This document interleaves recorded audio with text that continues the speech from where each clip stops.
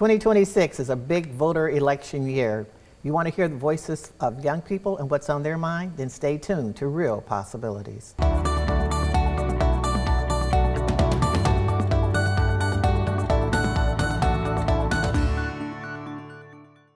Just in case you haven't heard, this year is an election year. And in the last major election, young people turned out in record numbers. As a matter of fact, Michigan had the highest number of voter turnout than any other state in the nation.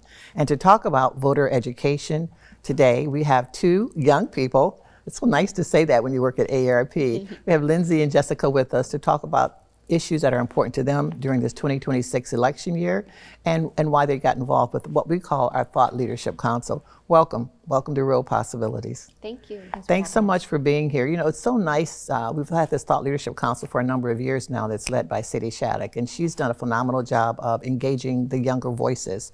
People think of AARP as 50 and older, and that's who we are. That's our core.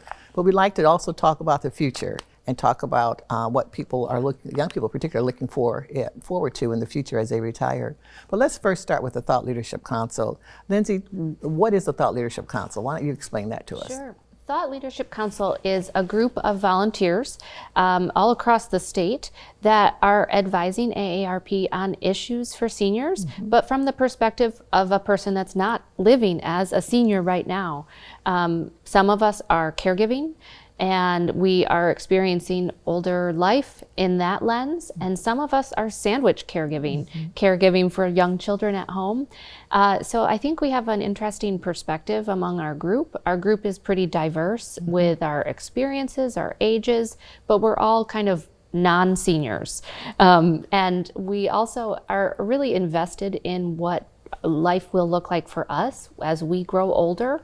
And so I think that's a key part of being a part of this group, that we're making decisions and finding out information and sharing resources that are going to help people now that are aging, and hopefully our own aging experience will be informed and improved. Thank you for that. And absolutely, so many times we wait until people are of age before we start telling them how they need to plan in order to age with dignity and respect in the way that they want to. You know, you wait till they're 50, then you start talking about retirement or Social Security. But what we love about our Thought Leadership Council is that you are visionaries and that you also are projecting how do you want to live as you age down there, and that helps inform us as well. Jessica, why did you get involved with the AARP's Thought Leadership Council? I actually got involved because I was serving on a community board with a AARP staff member, and they were just starting the thought leadership, and she was just like, I love your quick wit. I think you have a good thinker, and I'd like to put you on this board. And then I was like, sure, I'm interested. And then I got involved. It was at the very start, so I've been a part of the Thought Leadership Council from the start, and just getting to know the people and just really getting to know AARP, because I'm not a senior, so I was just like, what, for me? And just seeing how these policies, these programs really impact my life and, like Lindsay said, our future, because it's an honor to grow old, it's an honor to age, and I hope that if I'm lucky enough to age up to 50 and be an actual AARP member, that I will benefit from the things that I've put in. Absolutely, and again, we're so proud of you all and your voices and the involvement that you are making, the commitment that you're making to AARP to help inform us also. And you know, we've had our Thought Leadership Council go to testify in front of a city council about assisted dwelling units, Social Security, whatever the issues are. So thank you for that. But this year we're talking about voter engagement. And every year it seems like they say, well, this is the most important election ever. But all elections are important, whether it's a city election, state election, or a national or federal election. What issues are top of mind for you as you look at candidates, as you review candidates, and talk about issues that are important? What's top of mind for you? So I think top of mind for me is protecting our freedom, protecting our rights, and ensuring that all Americans have a safe and wonderful place to live. I think we have a beautiful opportunity in the United States. Living here, we can vote. We have our own rights for free speech. We have a wonderful system for schools, for retirement, but all of these things are on the line. And our elected officials are here to support and uphold not only our rights, but every law and decision that impacts our daily daily lives. So it's really hard for me to pick one issue.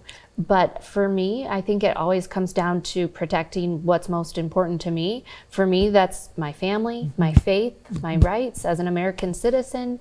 I want to find a candidate that aligns with what I am thinking and believing. What do you put for you, Jessica? What do you think is some of the most important issues that you want to talk to candidates about? I am very community involved, so a lot of things that I think about is how it's impacting the people around me, specifically my family, but definitely just the greater community. So I'm really focused on like education, healthcare, affordability. Things are getting harder and harder for everyday families, and I'm looking at how we're all going to sustain and survive. So you know, when you talk about healthcare affordability, your rights, those are the same issues that we hear from older adults as well. The pocketbook issues, the kitchen table issues, the cost of everyday living. Am I going to have get my Social Security all of my Social Security, you know, which is scheduled if we don't do something to protect and preserve it, they'll only get 80% of what they're currently getting in just, I think, 5 or 6 short years. No, maybe it's like 10 years. But those issues, financial security, you know, affordability, those are all issues that are important to everyone. So if you were sitting down next to a gubernatorial candidate, what would you say to him or her about what you'd like to see them do for Michigan? I think this kind of goes back to what Lindsay said about some of us being in the sandwich generation, so caring for young children, but also aging parents and even for me, grandparents. So when I think about things like Social Security running out, but prices still going up, I'm thinking about how I'm going to have to care for my nuclear family in my house, but also my mother, my father, my grandparents, and how even if I feel financially secure, if I'm stretching to cover all of these people, things look a little tighter. So I would ask about what are their plans for food insecurity, housing insecurity. Those are things that are top of mind for me because I see the everyday effects of that just with people I talk to all the time. But that's so powerful. You know, AARP, I'm sure you all know this, is advocating for a caregiving tax credit, because people go out of pocket so much to care for, like you're saying, Jessica, they go out of their pocket to buy a ramp or to put grab bars or widen doors or medications or a special food diet or whatever. And we just do it because we love the individuals and we do it, but it's expensive. And the state actually saves money because we keep our loved ones at home. They don't have to subsidize, you know, through Medicare, Medicaid. So that's again, aligned with what older adults are saying as well. What about with you? Well, if you were sitting down next to a gubernatorial candidate, Lindsay, what would you say? I think a lot of the same things that Jessica said would be on my book, but I think also I would talk about ensuring our future, making sure that our kids today are getting a solid education because they're going to be caring for us as we age. Right. They're our next generation of leaders. So that is a really top priority for me, is investing in our future leaders in our country. I think we have to continually invest in the next generation of education. So those are some of the things that I would bring up too. Do you think young people understand that? The people your age, for those who are 20 and older, are they paying attention? I think so. I think that politics in general has become more of a hot button issue.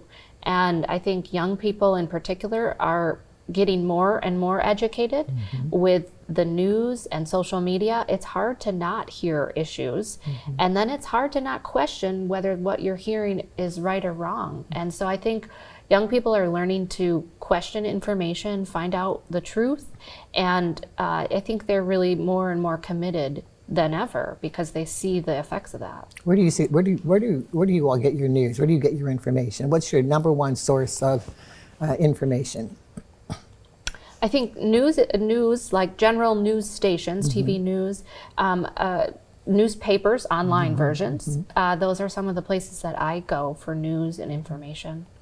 Yeah, I tend to focus on like my local news stations and getting the information there, and then from there, getting on the internet and seeing what other sources are saying, getting on social media and seeing what the feedback is, what the general conversation is.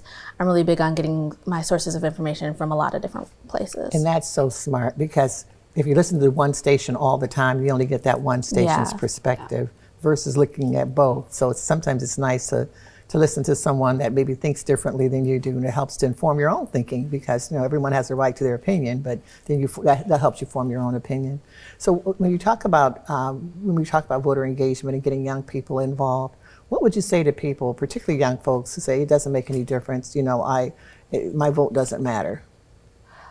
So I think that a lot of times you can feel like your voice is small and stifled when you think about the larger elections, like the presidential elections. And that's, when I was coming out of high school, that's kind of where the focus was. And over time I learned that, local elections are more important in some ways. For example, I had a friend that ran for mayor for the city that she lives in, and she won by 5 votes. Wow. That one person sitting out really makes a difference when Wow. you think about the things that are impacting your everyday life in your community.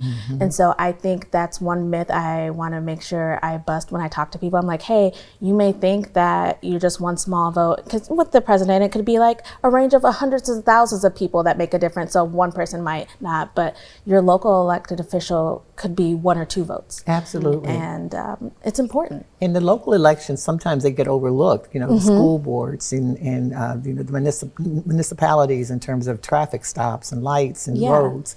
Those are so important. It's not just the big, where all gets all the attention, the big federal elections, but also your local elections are so critical. What about with you? Yeah, I would say the same thing. It really comes down to those handful of people that make or break any election. So I think if you sit out, you take a risk because you're not really adding to the cause that you are passionate about, that you care about, and your vote will trickle down to your real life.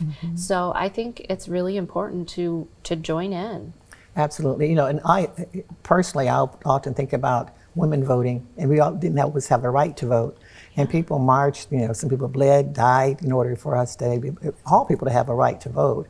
And so to negate that by not voting at all, just to stay home and say it doesn't matter, it mattered to those individuals who came before us. And so you don't have a right to complain if you don't vote. That's what I always say. You want to complain? You want to talk to me? Okay, did you vote? All right, then let's talk. So, but however you vote, it's critical. Voting is sometimes getting more and more complicated, particularly for older adults, getting to the polls. Where do you drop off your ballot? What do you have to, if you want an absentee ballot, what do you have to do? How important is it? How do you vote, if you don't mind me asking? How do you vote? And how important is it for people to have more options in terms of how they cast their ballot? I vote at my local polling station. You like going to the poll? Yeah. I like seeing the people. Yeah. I like being part of my community. It's an opportunity to just see who shows up. And those volunteers that are behind, that are checking your name and your ID, I like to see who's volunteering in my community and hope to do that one day when I have more time. But that's how I like to vote. Great. And how important do you think the options are? I mean, do you think everyone should have to go to the poll, or absentee ballots, or voting more than one day, or what would you like to? I think the more that we can simplify it, the better. Because I think the more that we make it complicated, we turn people away, because when they don't know, not everyone is brave enough to explore. Right. And I would hate for a barrier to be placed in front of someone unnecessarily. Absolutely. The first time I ever voted, I did vote absentee. I was in college and I was really excited to do that. But I vote at my local polling place, like Lindsay said, because I like, seeing people show up. It makes me feel good to know that other people are showing up. I know my grandma was a volunteer at polling locations growing up, so I know how long those days are. So I want to make it worth their while. But I have a son, and I like to bring him with me and let him pick out a sticker. And so that's kind of part of the process. So he knows that this is important for his community.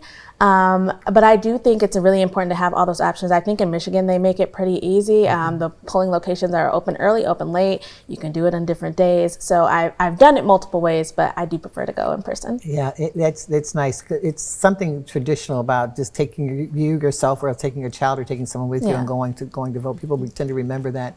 A lot of older adults, though, don't have transportation issues, and having those many options seems ideal for folks, because again, there might be issues, physical issues that keeps them from being able to go out and voting. Do you vote early, or do you vote on election day? I usually vote on election day. Same thing. It's sort of like a holiday celebration. The day we go out and cast our ballot.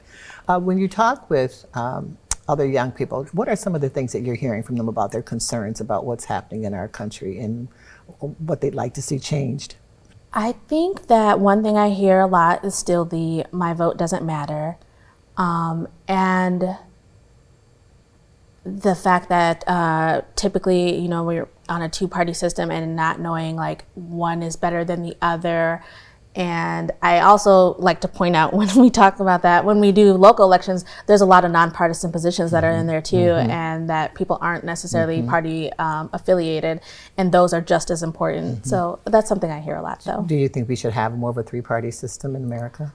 I think multi-party system would be multi-party. Yes, yeah. we've got three. We It actually could be have four three, could be parties four, now. could We be got five, like who knows? libertarian, Yeah. independent. Yeah. Yeah, I think that more options are always better. Yeah. Good. What about you?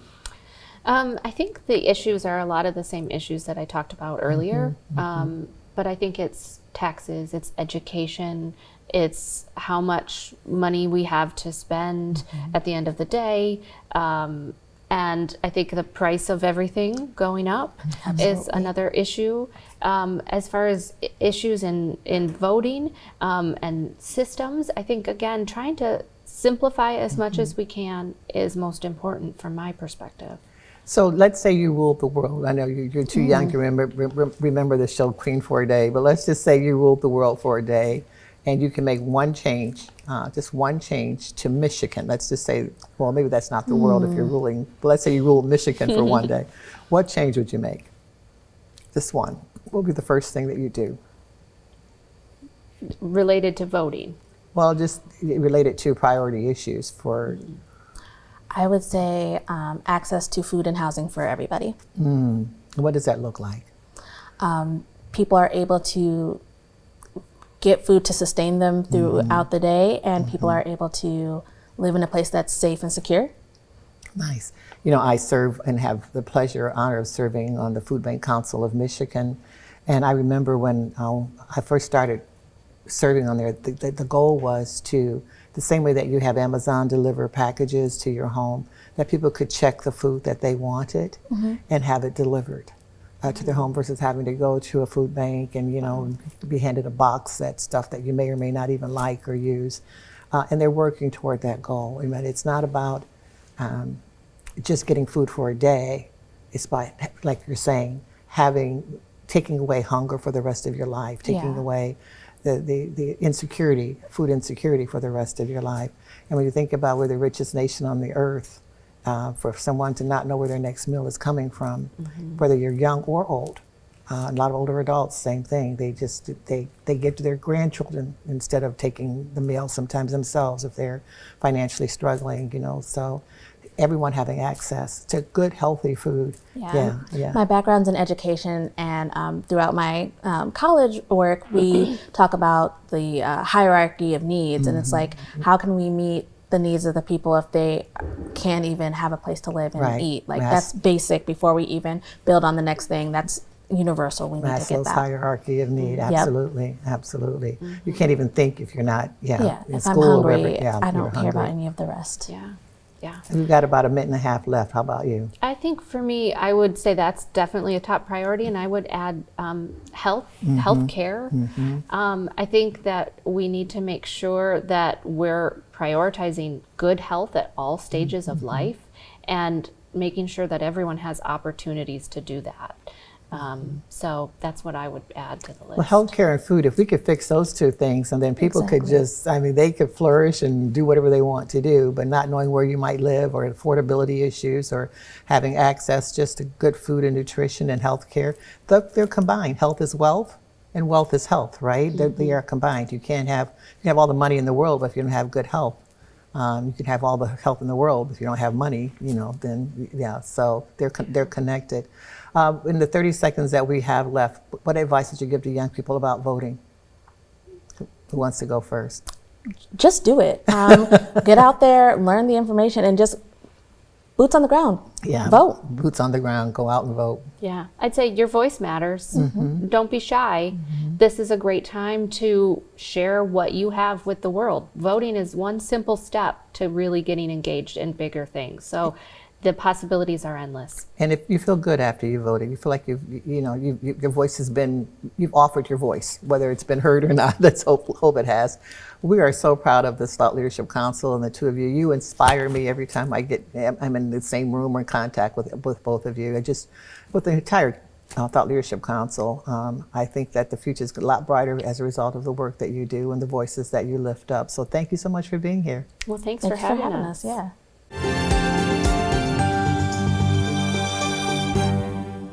Have you ever thought about just deeding your house to your children? Is it a good idea or a bad idea? Let's talk to David. What do you think? Paula, it's not just a bad idea. It's a horrible, terrible, no good, very bad idea. Okay, tell us how you And really feel. Well, people do it all the time. They leave the house to the kids or do these ladybird deeds, and they think it's a solution. It's the mistake of thinking a hammer is actually a completed project. It's a tool. These deeds are tools. But the worst is when people deed the house to the kids, and they do this through probate, they do it in trusts, and they do the absolute ladybird deeds. And I understand people want things to be simple. I like things to be simple as well, but they shouldn't be more simple and lead to disaster. And that's what you're doing. You put all 4 of your kids on the deed. Now they all have to agree. Your 4 kids haven't agreed on anything since Christmas of 1962. So what should you do? Yeah, so you plan ahead for that, right? That's where the trusts come in. That's where wills come in. That's where a thoughtful process comes in. Too often, we want to do something and have it done. That is the way to disaster. What you really need to do is, and this is why we offer all the workshops, and there are other people do that as well. You really need to take a deep dive into what is it that you want to accomplish, and then let's figure out how to accomplish that goal. Thank you, David. So that means giving percentages perhaps to each child? Maybe it's percentages, but it's the structure. You do the trust, so you use judgment, purpose, intention. I appreciate that, David. Thank you so much. You bet.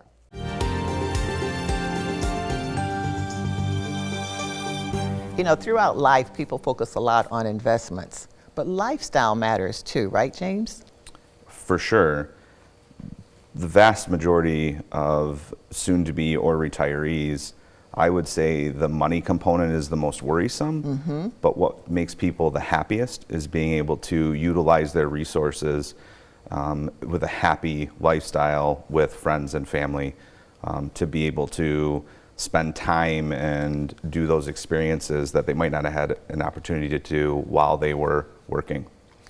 And that's so important because we always think about money in the bank or money that we're going to have, but we don't think about how we want to live the rest of our life. And so what surprises you the most in this work? I would say that the surprise about retirement in general would be how much people's identity can get tied up in what they do for a living, what their occupation is. And we spend a lot of time talking about, hey, you need to understand when you transition from working into retirement years, you really need to work to find what is that replacement identity. And that can be spending time with family and friends, that can be picking up a hobby, that could be volunteering at the local church. There's a wide variety of things you can do. But we found our most successful retirees have something that they do while they're in retirement that fills that goal they have to be able to still experience life. That's so important because we know a lot of older adults are looking for something else to do. And once they retire, they're not quite fulfilled after working 40, 50 years. So when your business, do you recommend that people have that map out that journey or that career prior to? I would say in a perfect world, we would like to have it mapped out, but it's really difficult because I don't think you really know, just like a person coming out of college isn't really sure what it looks like. So it's an as you go, but the more you know about it, the better. Absolutely. Thank you so much.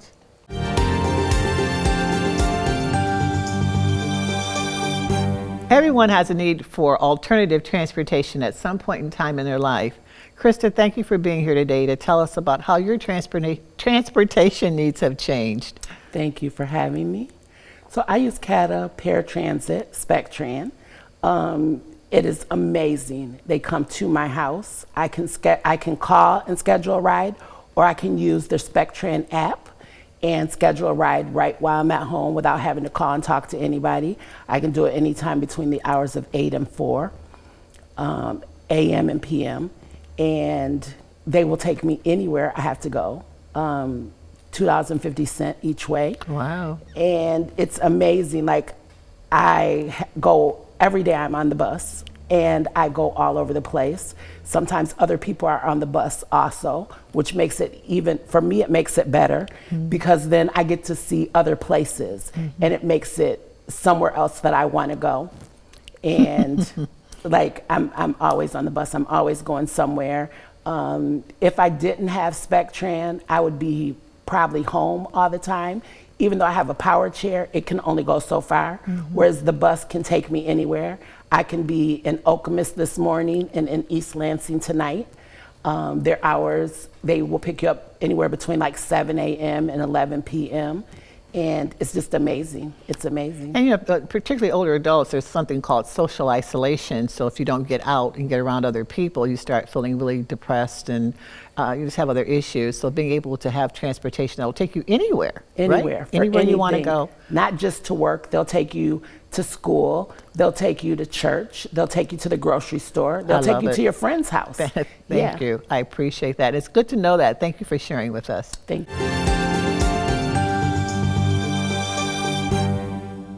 I'm Tracy Anderson with Impart Alliance. Today I'm joined by Bethany Dizer, Assistant Director, and Bethany also oversees our free training program. Bethany, can you share a little bit about the flexibility within the training? Our training program has something for everyone.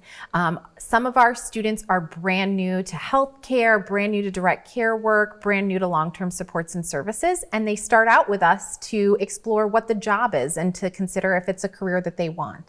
Some of our students are experienced employed direct care workers who are looking to build their skill set and their knowledge base and really beef up their resume with new skills. We also have a lot of students who come to us as family or kinship caregivers who have enjoyed that experience and want to make direct care work their professional career. And our training covers not just the topics you need, but how to do this work as a career.